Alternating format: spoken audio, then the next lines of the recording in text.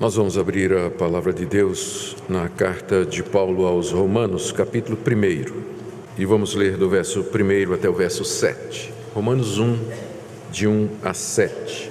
Paulo, servo de Jesus Cristo, chamado para ser apóstolo, separado para o Evangelho de Deus, o qual foi por Deus outrora prometido por intermédio dos seus profetas nas Sagradas Escrituras, com respeito a seu Filho, o qual, segundo a carne, veio da descendência de Davi, e foi designado Filho de Deus com poder, segundo o Espírito de santidade, pela ressurreição dos mortos, a saber, Jesus Cristo, nosso Senhor, por intermédio de quem viemos a receber graça e apostolado por amor do seu nome, para obediência por fé entre todos os gentios, de cujo número sois também vós, chamados para serdes de Jesus Cristo. A todos os amados de Deus que estáis em Roma, chamados para serdes santos, graça a vós outros e paz, da parte de Deus nosso Pai e do Senhor Jesus Cristo. Até aqui a leitura da palavra de Deus. Vamos orar pedindo a iluminação do Espírito Santo para a compreensão da palavra de Deus. Senhor, nós queremos pedir que Teu bendito Espírito Santo nos conduza na compreensão da Escritura. Nós queremos exaltar o Teu nome, queremos aprender mais de Ti, mais a respeito da pessoa de Cristo. Eu quero pedir, Senhor, que nessa noite Tu fales ao nosso coração, que pela Tua graça Tu chames pecadores a Ti, consoles o Teu povo e nos instruas na Tua palavra. Pedimos, ó Pai, tudo isso em nome de Jesus. Amém. Meus queridos, através dos séculos a Igreja tem afirmado, ensinado que Deus salva pecadores mediante a fé em Jesus Cristo. Essa é a mensagem característica da Igreja cristã. A Igreja cristã tem muitas atividades no mundo. Ela faz obra social, ela atende a necessitados, ela se posiciona diante da cultura, ela se insere na sociedade. Mas a Igreja cristã é conhecida porque dela ressoa a mensagem das boas novas, de que Deus amou o mundo de tal maneira que deu o seu Filho unigênito para que todo aquele que nele crê não pereça, mas tenha a vida eterna. Desde o seu início, a Igreja cristã vem proclamando aquilo que nós conhecemos como o Evangelho, que são as boas notícias da parte de Deus. Mas desde o início também, a Igreja cristã tem tido que lutar para preservar essa mensagem pura, porque já no primeiro século começaram a aparecer distorções e apresentações falsas dessa mensagem. Já na época do apóstolo Paulo havia os judaizantes, que eram judeus convertidos ao cristianismo, que diziam que as boas novas era o seguinte: você cria em Cristo para ser o seu Salvador, mas você tinha que guardar as obras da lei que Moisés havia ordenado. Então isso é considerado uma distorção do Evangelho, porque o Evangelho é que Deus nos salva gratuitamente pela fé em Cristo Jesus. Na mesma época apareceram os libertinos, ainda no período dos apóstolos. Pessoas que diziam: essa é uma notícia boa demais, Deus nos salva pela fé em Cristo Jesus. Logo, não importa de que maneira eu viva, não importa o que eu faça, eu serei salvo de qualquer maneira. E aí aproveitavam a graça de Deus como uma desculpa para viver em pecado. É outra distorção do Evangelho. No século II aparece uma outra versão do Evangelho chamada gnosticismo, que era uma tentativa de misturar a fé cristã com as categorias do pensamento helênico, da filosofia grega, das religiões de mistério. Mais outra distorção do Evangelho, exigindo que a igreja combatesse aqueles mestres, discutisse com eles e finalmente ganhasse a batalha no século IV.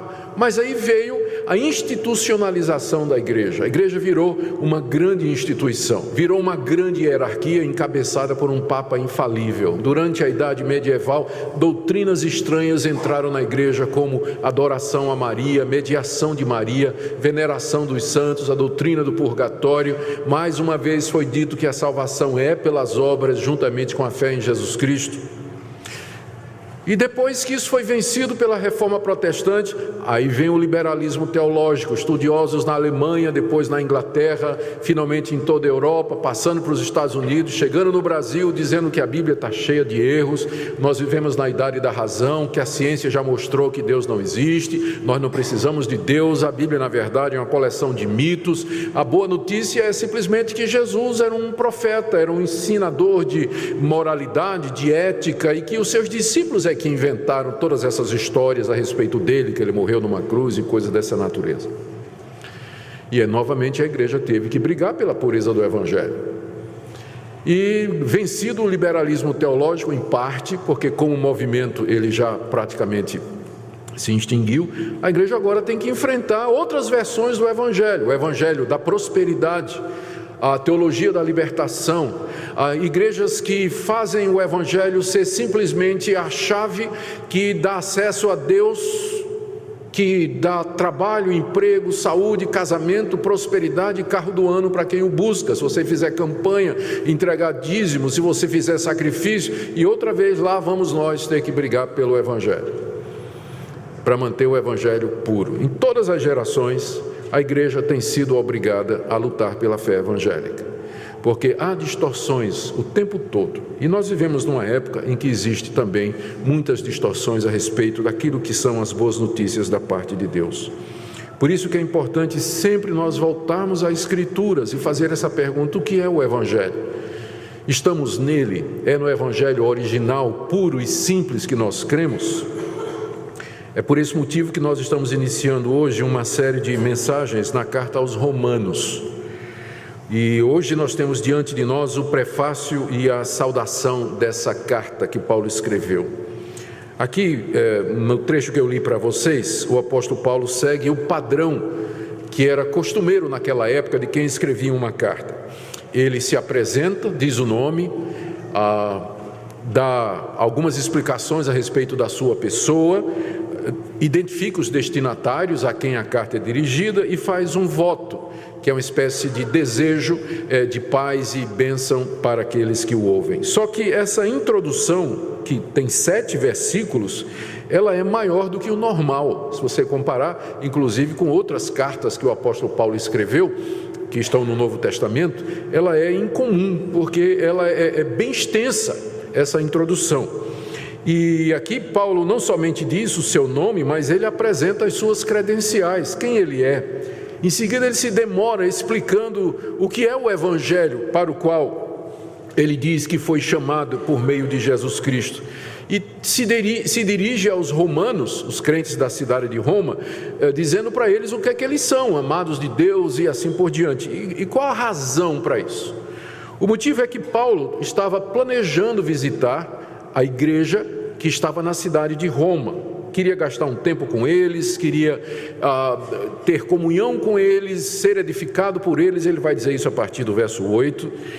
Mas só que Paulo não era conhecido da igreja de Roma, ele não fundou a igreja de Roma. E ele não era conhecido pessoalmente, A fama de Paulo já tinha chegado na cidade de Roma, mas ele não era conhecido pessoalmente. E Paulo sabia que tinham boatos a respeito dele, do tipo assim, que ele era um mercenário, de que ele plantava igrejas e pregava o evangelho para arrecadar dinheiro em fundo próprio, que ele tinha intenções equivocadas, e que Paulo era um apóstata do judaísmo, que Paulo pregava contra Moisés, pregava contra o templo, contra as gloriosas instituições da antiga aliança. Paulo sabia de tudo isso. E Paulo queria que a igreja de Roma o aceitasse como missionário, porque ele tinha planos de pregar o evangelho na Espanha. E se você olhar no mapa, a Espanha estava lá em cima e Roma estava exatamente no caminho. E era uma igreja que poderia servir de base para o projeto missionário de Paulo. Então ele escreve essa carta com o objetivo de se apresentar e de apresentar o evangelho que ele prega. E ele faz isso explicando, já antecipando aquelas objeções que algumas pessoas deveriam levantar, do tipo assim: Paulo, você está pregando que a salvação é pela fé, mas então para que serve a lei? Paulo está dizendo que a salvação é mediante Jesus Cristo, mas e o Antigo Testamento, e os sacrifícios, como é que fica a nação de Israel? E enfim, todas aquelas acusações e perguntas e críticas que eram feitas com relação a Paulo. Então a carta aos Romanos é uma carta missionária, em que o apóstolo Paulo expõe quem ele é, o evangelho que ele prega, com o objetivo de ganhar o apoio da igreja de Roma para pregar o evangelho na Espanha. É por isso que aqui nessa introdução ele já dá um resumo da carta. Ele diz quem ele é, e o objetivo ao fazer isso é assegurar aos romanos de que ele não é um mercenário. Ele diz quem ele é, ele diz qual o evangelho que ele prega, qual o conteúdo desse evangelho e de quem ele o recebeu. Ele estabelece uma relação entre o evangelho e a antiga aliança, as promessas de Deus no Antigo Testamento, e ele se dirige aos romanos como sendo parte do propósito de Deus, que é levar esse evangelho não somente à nação de Israel, mas também ao mundo todo. Meu alvo nessa noite é fazer a exposição desses versos iniciais da carta aos Romanos, focando naquilo que Paulo nos ensina a respeito do evangelho. Ao fazermos isso, nós estamos voltando à minha proposição original. O que é o evangelho? O que é o evangelho? E eu creio que a carta aos Romanos é o melhor lugar para a gente responder a essa pergunta, porque Paulo escreveu exatamente para isso, para explicar aos romanos o que é o evangelho que ele prega. Vamos então ver em primeiro lugar que Paulo nos ensina que o evangelho é de Deus. No verso 1, ele diz: Paulo, servo de Jesus Cristo, chamado para ser apóstolo, separado para o evangelho de Deus. O evangelho de Deus. Aqui Paulo, além de citar o seu nome, ele apresenta 3 credenciais, e todas elas têm a ver com o fato de que o evangelho é de Deus. Primeiro, ele diz que é um servo de Jesus Cristo. A palavra servo, literalmente escravo. Ele é um escravo de Jesus Cristo. Ao usar essa expressão, o apóstolo Paulo está indicando a sua devoção a Jesus Cristo e a sua submissão a Ele. Ele é um escravo de Jesus Cristo. Os seus leitores entenderiam isso muito bem. Havia 100 milhões de escravos no Império Romano. A escravidão era uma instituição reconhecida e legalizada naquela época. O escravo não tinha direito a nada, nem à vida. Ele dependia totalmente do seu senhor e vivia para obedecer ao seu senhor. Os romanos, nenhum romano se chamaria de escravo, porque eles eram muito altivos, eles eram os dominadores do mundo de então. Mas Paulo não tem receio de se apresentar àqueles crentes de Roma como sendo um escravo de Jesus Cristo. E ao fazer isso, ele coloca Jesus Cristo como Senhor, como alguém de quem você pode ser um servo, um escravo e dedicar afeição, obediência e submissão absoluta. Ele se apresenta dessa forma, em primeiro lugar, como um escravo de Jesus Cristo.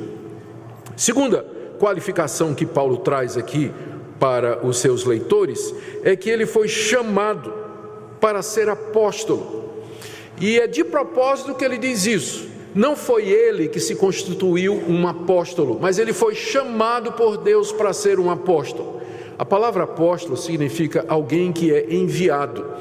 E indicava naquela época uma espécie de delegação, uma pessoa que recebia a autoridade de outra para representá-lo nos negócios. Esse termo apóstolo, ele era usado na época do apóstolo Paulo, tinha sido usado um pouco antes do apóstolo Paulo, no mundo romano e grego, para designar os comandantes dos navios que eram enviados de um determinado porto, levando uma carga para ser entregue em outro porto. Então o nome primeiro do navio era apóstolo, depois virou do comandante do navio e finalmente virou uma espécie de preposto, alguém que vai com a autoridade de outro representá-lo em algum negócio. Cristo instituiu apóstolos, pessoas que ele chamou e a quem deu a representação de si mesmo, deu poderes especiais, missão especial, deu uma tarefa específica, e Paulo diz que ele é um desses apóstolos. É uma dessas pessoas especiais que Deus levantou para serem representantes de Cristo e levar avante os negócios de Cristo aqui nesse mundo. Só que Paulo diz que não foi ele que se colocou, mas ele foi chamado por Deus. a origem do seu apostolado é na vontade de Deus, e ele sem dúvida está se referindo ao que aconteceu naquele dia que ele foi para a cidade de Damasco, como fariseu, como judeu, perseguidor do evangelho, com o objetivo de encontrar cristãos, trazê-los presos para Jerusalém para serem julgados e quem sabe até mortos. E no caminho de Damasco, nessa missão que ele tinha recebido da alta liderança dos judeus, Cristo aparece a Paulo no caminho. Cristo ressurreto aparece no seu corpo glorioso diante de Paulo. E ali ele não somente traz aquele fariseu arrogante aos seus pés, mas também lhe dá uma missão. E diz: eu te levantei para serdes a minha voz e o meu representante em todas as nações do mundo. Naquele dia, Paulo foi convertido a Cristo e ali ele recebeu o chamado. Ele foi constituído apóstolo, chamado por Deus para pregar o evangelho, para lançar as bases da igreja. E por fim ele diz que foi separado para o evangelho de Deus. Aqui a gente entende, ele quer dizer que naquela ocasião ele foi separado para pregar o evangelho de Deus. Deus o separou ali para pregar o evangelho de Deus. Há um jogo de palavras aqui na língua grega que não aparece no português. É que a palavra separado em grego, ela tem a mesma raiz da palavra fariseu. São as mesmas consoantes, é a mesma raiz. O nome fariseu apareceu cerca de 300 anos, 250 anos antes de Cristo, durante a Guerra dos Macabeus, que foi uma revolução que os judeus fizeram porque não aceitavam a influência de potências estrangeiras dentro da sua religião e da sua cultura. Quem liderou esse levante foi um sacerdote chamado Macabeus, ele e toda a sua família. E aí, desse movimento de reação contra a influência estrangeira em Israel, surgiu o grupo dos Hassidim, os separados, em grego fariseus. Os fariseus então nasceram como sendo um grupo religioso dentro de Israel que queriam se separar da influência estrangeira. Eles queriam manter puros a tradição de Israel, a religião que Moisés havia entregado, e aí que surge o termo fariseu. O fariseu era alguém separado, ele não se misturava com as práticas pagãs, não se misturava com a idolatria, não queria saber da cultura helênica, e aqui Paulo faz um jogo de palavras, porque Paulo tinha sido um fariseu, e dos melhores, treinado aos pés de Gamaliel. Mas agora Paulo é um fariseu, mas um fariseu de Jesus, né? Ele diz que ele me separou, é a mesma palavra, para o evangelho de Deus. Ele foi separado, ele que tinha sido antes um separado, um separatista, vamos dizer assim, defensor da lei de Moisés, mas agora Deus que lhe apareceu e o chamou para ser apóstolo, diz: agora você continua sendo separado, só que para pregar o evangelho de Deus, o evangelho que eu te dou, as boas novas que procedem de mim. Servo, chamado e separado. Separado para pregar o evangelho de Deus, final do verso 1, o evangelho de Deus, ou seja, aquelas boas notícias que procedem de Deus. O motivo desta apresentação que Paulo faz, eu já disse, não é? Ele quer dizer que todas estas coisas têm origem em Deus. Foi Deus quem o fez um servo de Jesus Cristo, foi Deus quem o chamou no caminho de Damasco para ser um apóstolo, e foi Deus quem o separou para pregar o evangelho. Com isso ele está dizendo, esses boatos que correm a meu respeito, de que eu sou um mercenário, de que eu me fiz apóstolo, de que eu me coloquei nessa posição, isso não procede. Vocês conhecem a minha história, eu fui um fariseu, eu fui um perseguidor, eu era um servo das tradições do meu povo, mas Deus me transformou completamente e Ele me estabeleceu como pregador desse evangelho. Paulo quer então assegurar os romanos a quem ele escreve, de que de fato ele é um servo de Jesus, separado para pregar o evangelho, e que esse evangelho não é uma invenção dele, mas é o evangelho de Deus, o mesmo Deus que o chamou, o mesmo Deus que o constituiu, é o mesmo Deus que lhe deu o evangelho, as boas notícias. E o objetivo de Paulo é apresentar esse evangelho na carta que ele está escrevendo aqui. É isso que é a carta aos Romanos. Então, a primeira coisa que a gente aprende é que o evangelho não tem origem humana. Ele é a mensagem de Deus, do Deus que chamou pessoas, constituiu pessoas com o objetivo de, através delas, nos dar essa mensagem das boas novas. Segunda coisa que Paulo diz é que, a respeito do evangelho, primeiro, que o evangelho é de Deus. Segundo, que o evangelho é uma promessa antiga de Deus. Está aí no verso 2 e no verso 3. Evangelho, verso 2: o qual foi por Deus outrora prometido por intermédio dos seus profetas nas sagradas escrituras com respeito ao seu Filho. No verso 2, o apóstolo Paulo está dizendo que esse evangelho, ele consiste, na verdade, numa promessa que Deus havia feito. Veja o verso 2: evangelho que foi por Deus outrora prometido. Deus havia prometido alguma coisa. E que coisa foi essa que Deus prometeu?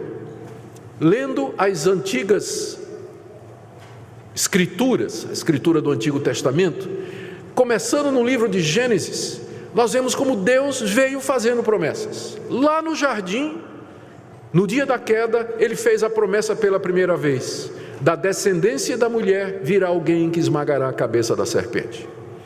Depois, essa promessa se repete quando ele chama um homem chamado Abraão e diz: na tua descendência serão benditas todas as famílias da terra. E depois, quando ele dá a lei à nação de Israel, os descendentes de Abraão, ele coloca dentro da lei as leis referentes aos sacrifícios de animais e diz: quando o israelita pecar, ele deve oferecer um animal e o sangue deve ser derramado, e eu verei aquele sangue e eu perdoarei. Era uma promessa que era baseada no sangue de alguém. Os profetas vieram e começaram a anunciar as boas notícias, que um dia Deus haveria de perdoar completamente o pecado do seu povo. Isaías fala disso. Em Isaías 53, que foi inclusive cantado aqui na liturgia, nós lemos de como Isaías descreve alguém que é chamado o servo do Senhor, que na cruz, que em agonia, em morte, ele está pagando, sofrendo pelos pecados do povo de Deus, e pelos sofrimentos dele, Deus então perdoa completamente o seu povo. O profeta Ezequiel fala de uma nova aliança. Deus prometeu fazer uma nova aliança, em que perdoaria completamente o pecado do seu povo, e que daria o Espírito Santo. O profeta Joel prometeu que Deus haveria de derramar o seu Espírito sobre toda a carne. Os profetas, todos, falaram a respeito dessa promessa, de que Deus haveria de mandar um Salvador ao mundo. Então, o evangelho que Paulo prega não é uma coisa que ele inventou. Ele não inventou nada. Ele está simplesmente anunciando que aquilo que foi prometido, Deus cumpriu em Cristo. Que Jesus Cristo é o cumprimento de todas essas antigas promessas. E que, portanto, a boa notícia de que Cristo é o Salvador está em perfeita harmonia com a antiga aliança. Está em perfeita harmonia com os profetas, com Moisés. Não é nenhuma novidade, mas é simplesmente Deus agindo, dando sequência àquilo que ele havia prometido. No Antigo Testamento você tem a promessa, no Novo você tem o cumprimento. É isso que é o evangelho. Segunda coisa, que nós aprendemos, que é uma promessa antiga de Deus, que ele cumpre no seu Filho, Jesus Cristo. Verso 2, mais uma vez: evangelho que foi por Deus outrora prometido por intermédio dos seus profetas nas Sagradas Escrituras. Paulo vê o Antigo Testamento como sendo o registro santo dessa promessa. Por isso que é um erro muito grande para nós desprezarmos o Antigo Testamento. Eu sei que nós gostamos muito dos evangelhos, especialmente do evangelho de João. Queremos falar de amor, de coisas bonitas, Lemos a história de Jesus nos evangelhos, as cartas de Paulo, sublimidade de Efésios e por aí vai, A majestade de Apocalipse e tudo mais. A gente não quer saber muito do Antigo Testamento, e quando gosta é só dos Salmos, e deles o 23. Mas as Sagradas Escrituras, elas são o registro dessa promessa. Elas foram dadas por inspiração divina. Elas nos mostram como Deus, desde o começo, desde o início, lá no jardim, Ele vem dizendo: eu vou mandar um Salvador para vocês. Nós não podemos entender o novo sem termos o velho. Mas para entendermos o velho, nós também precisamos do novo. Os dois estão juntos, a Bíblia e ela toda. O Evangelho não é uma novidade inventada por homens, mas é a continuação da história da redenção, Deus cumprindo, Deus agindo em mais uma etapa no seu propósito de salvar a humanidade. Terceira coisa que Paulo nos diz a respeito do Evangelho é que o Evangelho gira em torno de uma pessoa. Veja o que diz o verso 3. No verso 2, eu vou começar no verso 1. No verso 1 ele diz que ele foi separado por Evangelho que foi prometido por Deus nas Sagradas Escrituras. Verso 3, com respeito a seu filho, o qual segundo a carne veio da descendência de Davi, e foi designado Filho de Deus com poder, segundo o Espírito de santidade, pela ressurreição dos mortos, a saber, Jesus Cristo, nosso Senhor. O Evangelho é a boa notícia a respeito de uma pessoa. A respeito de uma pessoa. O Evangelho não é sobre prosperidade material. O Evangelho não é sobre receber a bênção. O Evangelho não é sobre moralidade. O Evangelho não é sobre ética. O Evangelho é uma pessoa. A respeito do seu Filho. Jesus é o centro do Evangelho. E, portanto, ele é o centro da pregação da igreja, de tudo aquilo que nós somos e fazemos, com respeito a seu Filho. A promessa de Deus era com respeito a ele, que ele haveria de mandar alguém para ser o Salvador. Paulo aqui fala de Jesus em termos da sua humanidade e da sua divindade. Ele diz aqui no verso 3, que o Filho de Deus, o Evangelho é a respeito do Filho de Deus, aquele que haveria de vir ao mundo. Ele, segundo a carne, veio da descendência de Davi. Segundo a carne quer dizer, segundo a natureza humana. E aqui é uma referência ao fato de que no tempo apontado por Deus, aquela promessa se materializou quando o Filho de Deus se tornou um de nós. Ele nasceu da Virgem Maria, concebido pelo poder do Espírito Santo. Ele se tornou, segundo a carne, ele se tornou um de nós. Ele assumiu a carne humana, os ossos humanos, o sangue humano. Ele assumiu uma verdadeira natureza humana. Mais do que isso, ele quando nasceu, ele nasceu como descendente do rei Davi, que foi aquele rei de Israel, a quem Deus ratificou a promessa, dizendo, da tua descendência virá alguém que se sentará no trono do meu povo para todo sempre. Era mais uma promessa. Então, quando Cristo nasce, ele nasce descendente de Davi, da linhagem de Davi, com direito ao trono de Israel, com direito ao trono do universo. Deus cumprindo, Antigo Testamento, promessa, Novo Testamento, cumprimento. O Filho de Deus, a respeito de quem o Evangelho gira, se tornou carne, se fez um de nós, e ele nasceu cumprindo todas as promessas. Ele nasce da descendência de Davi. Mas ele era mais do que um judeu de linhagem real. Ele era mais do que um judeu com pretensões ao trono. Ele, na verdade, era o Filho de Deus, mais do que filho de Davi, ele era o Filho de Deus, aí no verso 4. Depois de ter falado sobre a perfeita humanidade do Filho de Deus, Paulo agora fala a respeito da sua divindade. Ele diz no verso 4 que ele foi designado Filho de Deus com poder.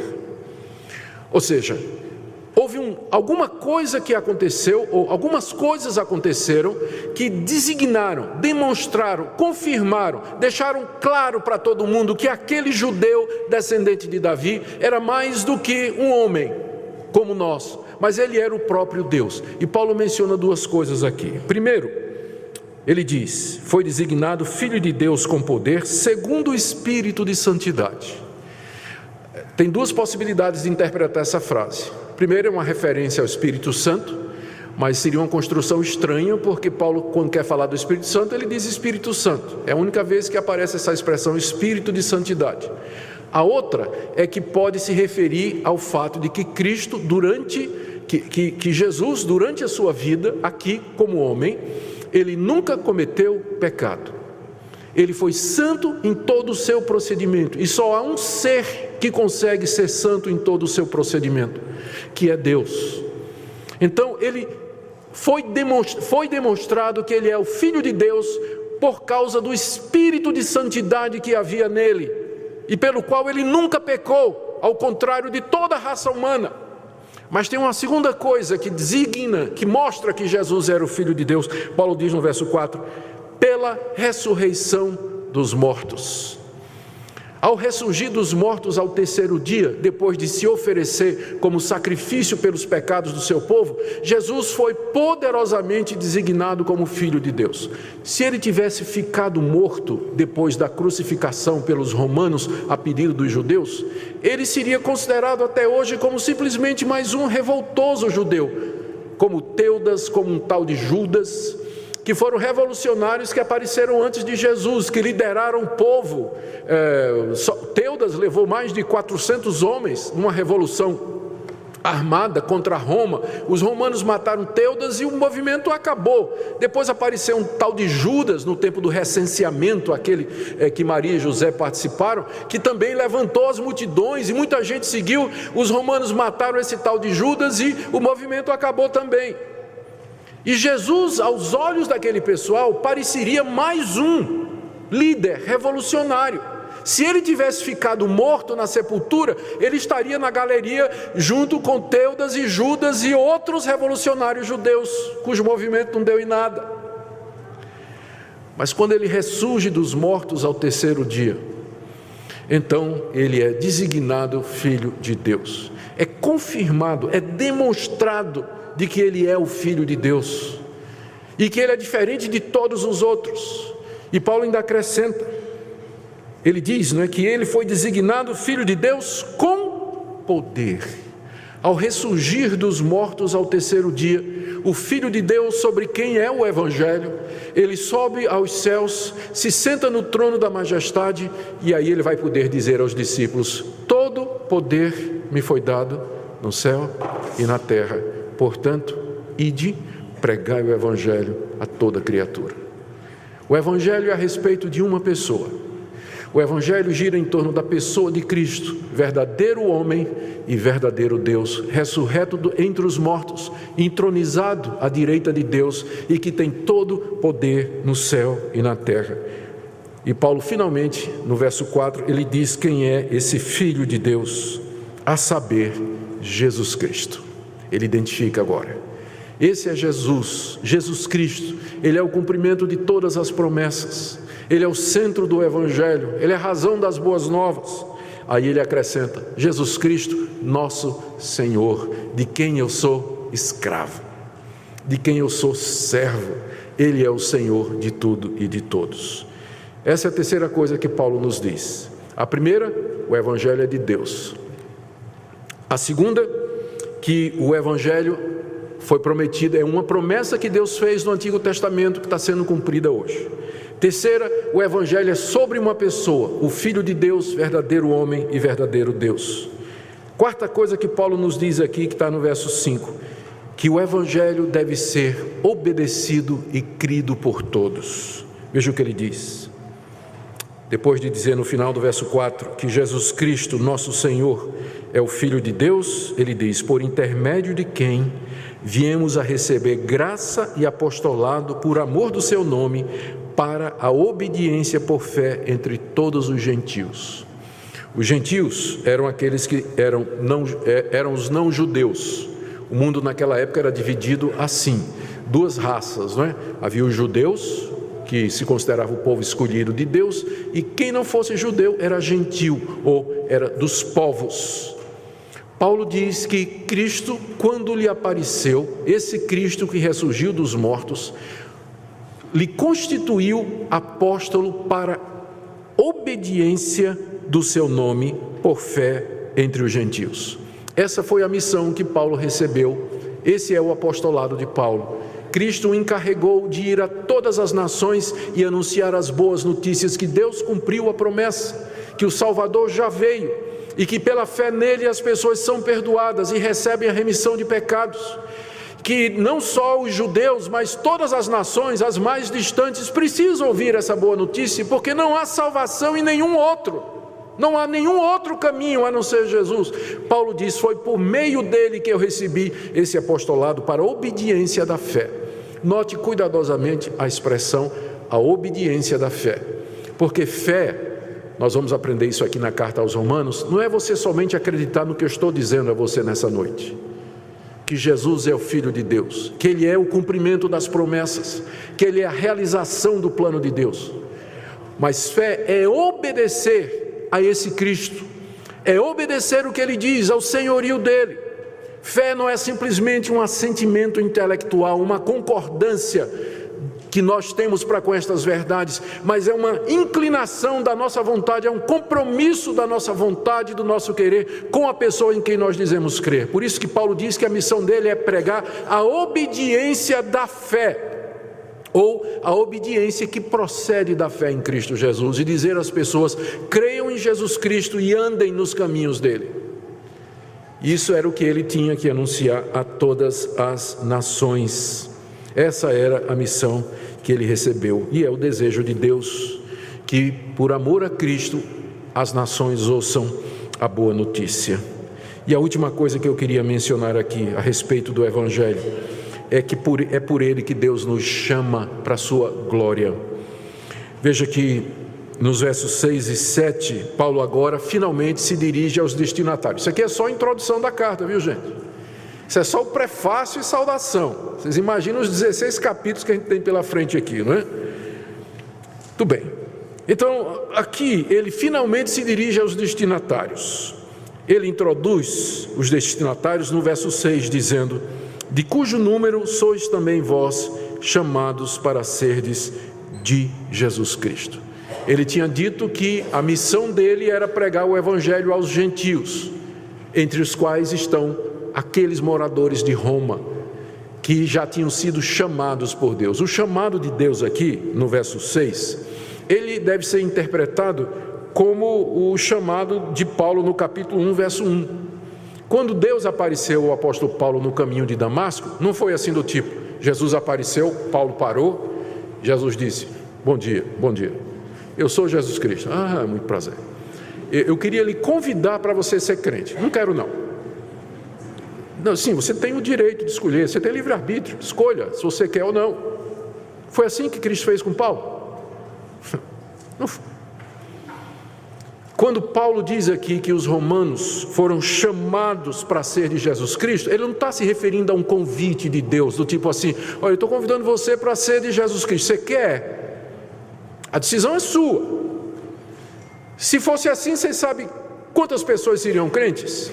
0. O chamado aqui é uma compulsão de Deus no coração do pecador.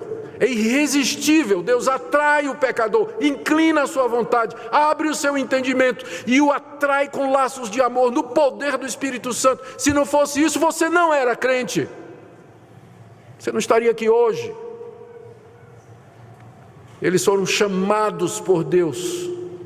O Evangelho tem origem em Deus, a salvação tem origem em Deus, é Deus quem chama. E nós vamos, e nós obedecemos. Verso 7: a todos os amados de Deus que estáis em Roma. Deus amou o mundo, é verdade, mas Ele ama os seus com um amor especial, o amor que chama, amor irresistível, amor redentor e salvador. O amor de Deus pela humanidade é o que a gente chama da graça comum. Deus ama todas as suas criaturas, mas estes que Ele chama, Ele ama com um amor especial, com um amor redentor, que levou Cristo a morrer por eles na cruz. São amados de Deus. Isso aqui não pode... Nós não somos amados de Deus da mesma forma que Deus ama o mundo, mas nós somos amados de Deus no sentido de que Ele nos amou e nos chamou irresistivelmente pelo Evangelho para sermos dEle. É esse amor redentor de Deus que nos separa do mundo. Somos objeto desse amor e desse chamado específico, que Paulo repete aí no final, ainda no verso 7, chamados para serdes santos. Ele diz isso logo para evitar qualquer coisa do tipo: então Deus me elegeu, Deus me predestinou e Deus me chamou irresistivelmente, Ele me ama de uma forma especial, então isso quer dizer que eu posso viver de qualquer maneira? Não, você foi chamado para ser o quê? Santo. O Evangelho nos chama para sermos santos. Obediência da fé, lembra? A fé verdadeira é a fé que obedece, e o chamado é para ser santo. não é para viver de qualquer maneira. A boa notícia é essa, que Deus cumpriu as promessas na pessoa de Jesus, e agora está, pela pregação da palavra, chamando o seu povo, constituindo uma nova raça, a sua família, um povo para o seu louvor. E que privilégio fazer parte desse povo. Paulo termina dizendo: graça a vós outros e paz, da parte de Deus nosso Pai e do Senhor Jesus Cristo. Ao colocar Jesus ao lado de Deus, como sendo o originador da graça e da paz, ele está falando da divindade de Cristo. Graça e paz vêm do Pai e do Filho. Com isso ele quer dizer, Jesus Cristo é Deus. Ele é o Filho de Deus, segunda pessoa da Trindade. Adoremos o Senhor nosso Deus. Eu quero terminar, queridos, fazendo um resumo do que é que nós podemos aprender aqui. Minha indagação inicial foi a respeito do Evangelho. Durante a sua história, a igreja sempre teve que lutar para a preservação do Evangelho. O que é que Paulo nos ensina aqui a respeito desse Evangelho? Primeiro, que o Evangelho são boas notícias que procedem de Deus. Essa mensagem não tem origem no coração humano. A mente humana não poderia conceber tal plano, mas tem origem no próprio Criador e Senhor de todas as coisas. Segundo, que o Evangelho foi antecipado há muito tempo atrás, através dos escritos de Israel, através dos profetas que Deus levantou, que registraram as promessas que Deus havia feito. Portanto, não é nenhuma invenção dos cristãos. Está em perfeita harmonia com aquilo que vem desde a antiguidade. Terceira coisa que nós aprendemos é que Deus levantou pessoas, a quem chamou de apóstolos mediante Jesus Cristo, para serem os anunciadores dessa mensagem, da mesma forma como Ele levantou os profetas para escrever as promessas, e nós não temos mais profetas como Isaías, Jeremias, Ezequiel, Daniel, que foram aqueles que registraram. Ele levantou os apóstolos para registrar o cumprimento, e é por isso que nós não temos mais apóstolos como os 12 e Paulo.